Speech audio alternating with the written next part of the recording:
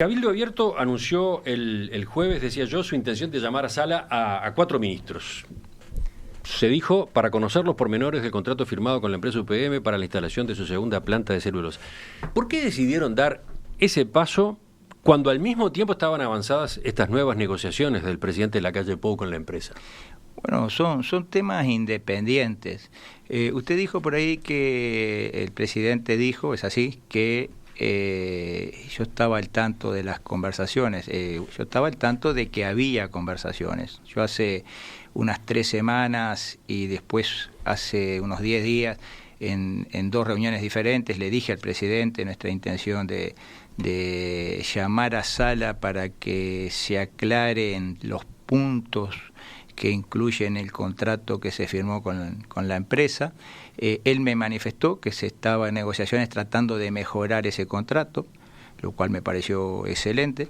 Y bueno, cuando hace los anuncios el viernes pasado, me parecieron realmente muy buenos y positivos para el país, que el país pueda en cierta forma ahorrarse 300 millones de dólares o lo que sea. Sí, el ahorro sería de 250 y en la cuenta también el gobierno pone nuevas inversiones que anuncia UPM, que son de 55 millones. Ahí está. Yo creo que cualquier uruguayo no puede más que alegrarse de que se haya conseguido esa mejora en los términos de la relación con UPM. Pero yo también hago una reflexión.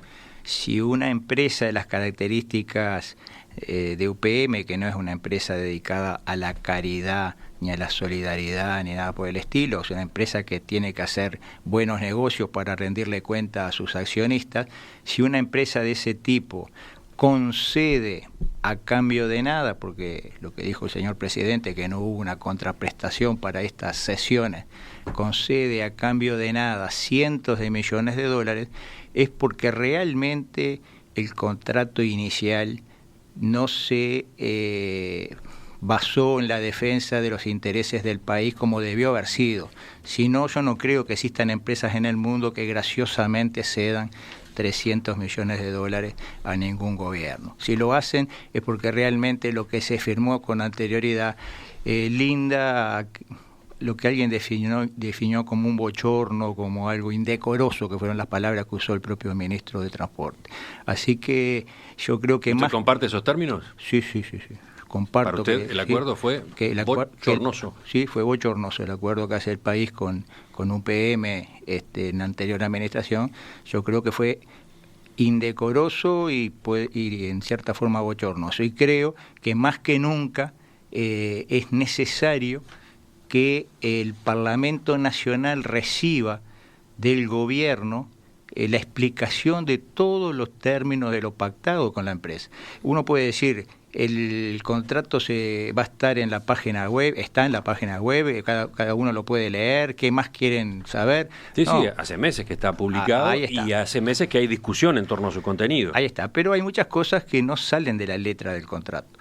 Hace unos días yo estuve hablando con el actual presidente del puerto y me dice, nosotros tenemos que asumir el costo de un viaducto que va a salir más de 100 millones de dólares, el puerto en Capurro que va a salir más de 100 millones de dólares, son todos números y circunstancias que no surgen de la letra del contrato. Entonces, ¿qué es lo que queremos? Usted coloca el viaducto como una obligación vinculada al proyecto UPM. Se lo pregunto porque el viaducto fue una iniciativa que llegó desde el sector privado, antes incluso que estuviera todo esto en marcha, ¿no? Sí, pero son cosas que... Y viene a solucionar un problema de circulación que habían en la Rambla portuaria desde hace años. Bueno, pero son cosas que pasó a ser prioridad 1 en las obras a raíz de la terminal que va a tener UPM en el puerto para no colapsar el tránsito de Montevideo, etcétera, etcétera. Yo creo que hay muchas obligaciones y cosas que surgen del contrato que no se reflejan en la letra fría. Entonces, lo que nosotros queremos es que los ministros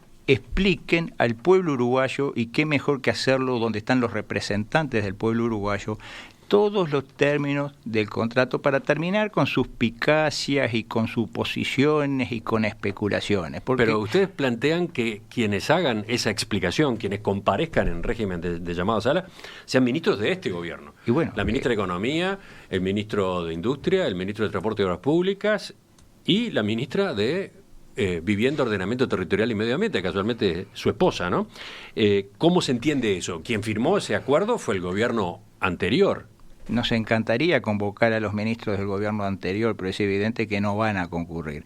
Es evidente que cuando tuvieron que hacer explicaciones al Parlamento o al pueblo uruguayo no lo hicieron. Prácticamente que se hizo en un marco de secretismo y muchos de los términos de esos contratos recién se están sabiendo.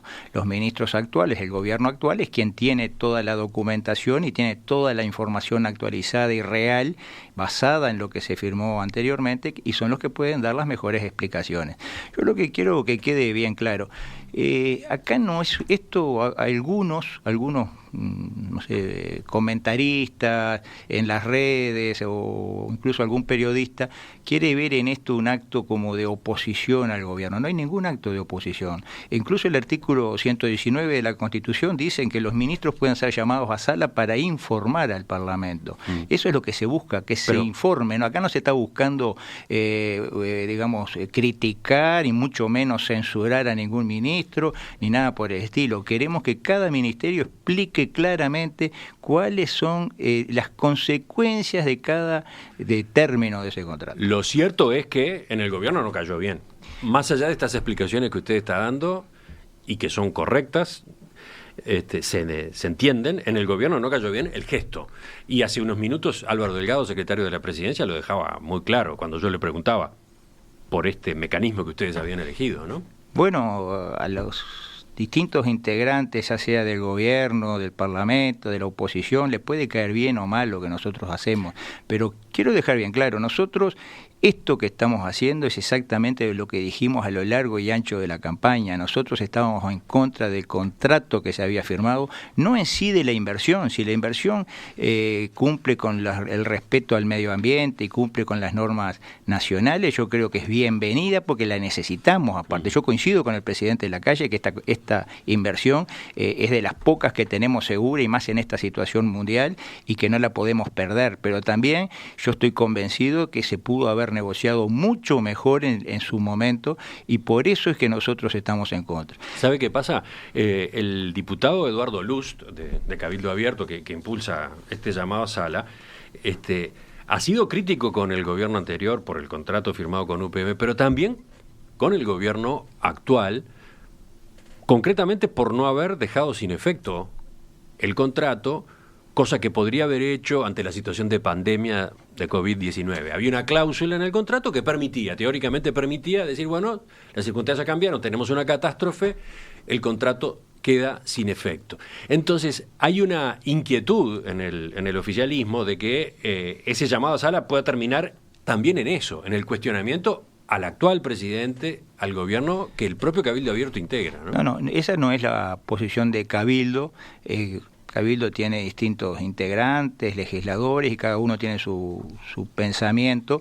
Nosotros somos muy críticos con el contrato firmado y no estamos en la crítica al gobierno actual, que creemos que hizo lo que pudo. El gobierno saliente lo dejó de pies y manos atados, lo dejó prácticamente que condicionado, y el gobierno hizo lo que pudo dentro de esa situación, que es renegociar de lo mejor posible lo que quedaba para renegociar, lo que se podía negociar, que es esto que anunció el presidente el otro día.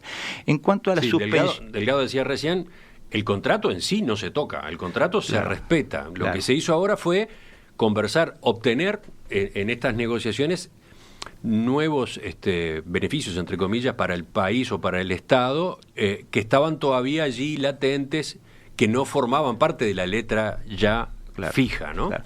Yo creo que incluso podemos hasta llegar a especular que nuestra posición crítica, porque en definitiva somos los únicos que levantamos la voz crítica desde el sistema político, en cierta forma también pudo haber presionado a la propia empresa a terminar de firmar esto que ¿ustedes tienen esa impresión? Yo creo que si acá el ambiente fuera de total aceptación y de aplauso a la empresa, tal vez tuviera menos predisposición a conceder nada nuevo. Pero anoche el presidente de la calle Pou decía que la situación de emergencia sanitaria y todas sus consecuencias económicas seguramente habían influido para obtener alguna de estas concesiones. Bueno, es todo en el plano especulativo, cuáles fueron las mayores influencias, pero no me cabe duda que también nuestra posición apuró a la empresa a de una vez por todas conceder lo que estuvo dispuesta a conceder, y yo digo, cuando concedió tanto es para pensar que ganó muchísimo en lo anterior, en lo que se firmó.